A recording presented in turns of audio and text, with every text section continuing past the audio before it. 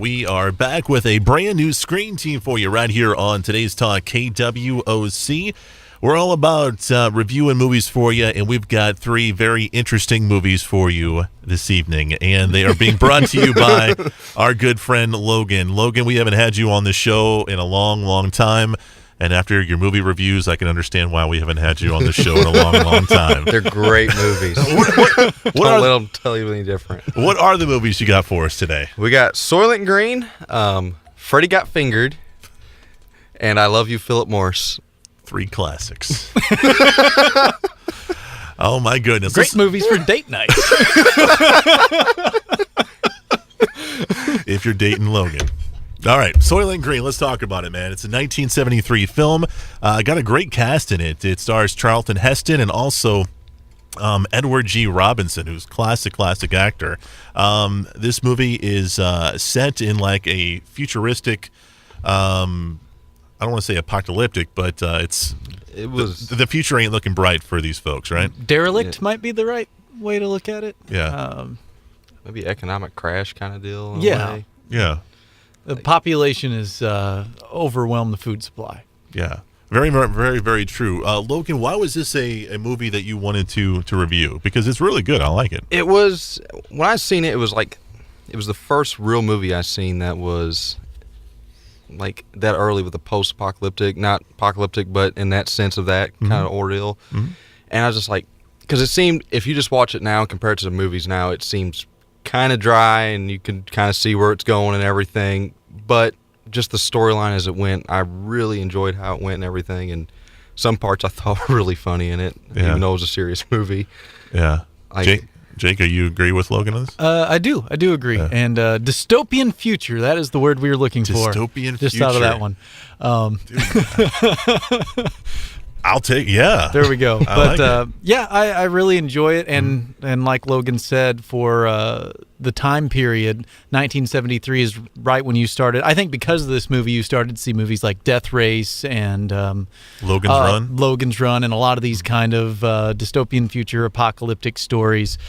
Kind of more depressing, more realistic, more gritty versions of the future, more depressing versions of the future. And, of course, we're thinking tail end of America's involvement in the Vietnam War is where our country was at. So that's where you saw a lot of these movies kind of going in that direction. You're seeing less special effects, less fantasy movies, more serious, real gritty movies. Yeah. Let's talk about this fictional world a little bit. Like you guys were saying, the food supply is not very abundant. There are some exotic foods out there, but not much. Most people eat these Soylent. They're like crackers almost. Isn't it? It looks like a cracker, like or a rice patty, or something. Like a flatbread or something, or ramen noodles, or yeah. So these people ain't eating Burger King and stuff like that, right? No. It's basically almost every like vegetable, meat. It's pretty much like all disappeared, except for like, say, like the rich people. They have very small portions of it. Yeah. Like in one scene of it, there was a part where they had beef stew, and it made me laugh. Just the old man in there, he was saying, he's like, what are we having tonight? And he's like, beef stew, and they're sitting there eating. They're like literally dying over the taste of it. They're like, oh my goodness, I haven't ate like this in years. Like, this is amazing, and best thing since sliced bread. Yeah. Yeah, there was another scene where Charlton Heston gets like a little spoon of jelly or something like that, and he's like, "Hey, check this out," and it was like the best thing ever, They're saying $150 for a jar of strawberries, which essentially was strawberry preserves. Yeah. One of the things I like about this movie is Charlton Heston. Charlton Heston is just awesome, and he's awesome in this movie. He's definitely not the best actor in the world. He definitely hams it up a little bit, but it's Charlton Heston. You're like, hey, man, that's cool. You go ahead and ham it up all you want. But I liked his character in this because he's like a detective. He works for the police department in this future world. And whenever he's going to investigate a murder, he just starts taking stuff from people. Yeah. Like, okay, yeah, what's going on? Okay. And he just he's sitting there asking questions, and he just grabs a pillowcase and starts filling it up. His evidence bag. Yeah, and I guess being a peace officer in that time period in that world allows you to do that. I don't know. Yeah. All right. So what is furniture in this movie? Furniture is Is there a polite way to? there might not be Okay. a polite way to say it. It's essentially it's the 1973 version of Prostitute? cool. We could say that, or objectifying women. We could say it's like Okay. a literal woman as an object, literally. Yeah.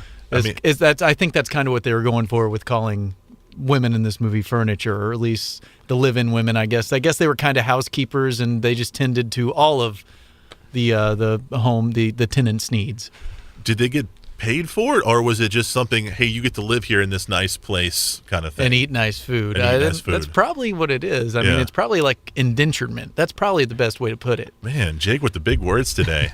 I love it, man. Without giving anything away, the ending. Were you guys surprised by it? Did you guys see it coming? I've seen it coming. It tells on itself, but unfortunately, the movie's been around long enough that it's one of those where it's kind of hard to avoid the spoilers. I know there's a lot of people out there that probably have not seen the movie that know how it ends, but even with it. Even when you see it coming, the way it's revealed, there's a lot of suspense drawing up to it. So Right. it's pretty good. It's pretty good. You might see it coming, but the way that it's revealed and everything is pretty cool. Yeah.